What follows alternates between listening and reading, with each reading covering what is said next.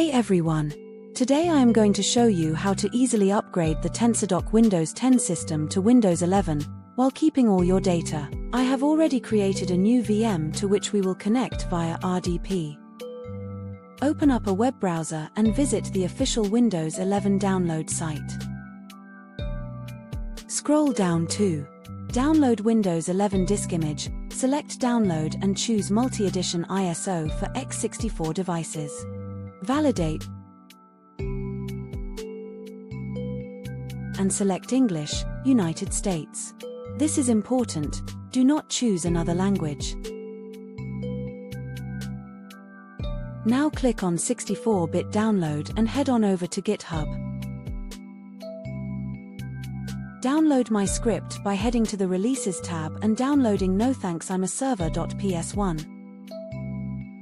This script will automatically install Windows 11 with the needed arguments, without destroying any data. Click Keep the download. Now that both of these files are in your Downloads folder, right-click the nothanksimserver.ps1 and select Run with PowerShell.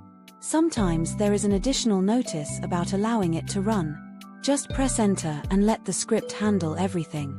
This will install Windows 11 and reboot the machine when it is finished. Do not disassociate the PC while it is restarting, this could break the install. It is normal that you cannot connect to it right away. It takes 5 to 10 minutes for Windows to install after the reboot. Give it some time.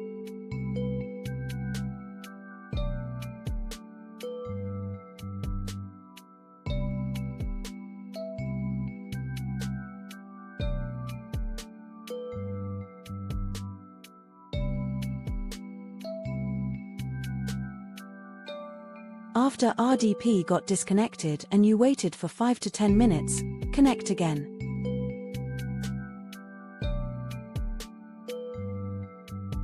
As you can see, Windows 11 has successfully been installed. If you need any help, don't hesitate to contact me on Discord.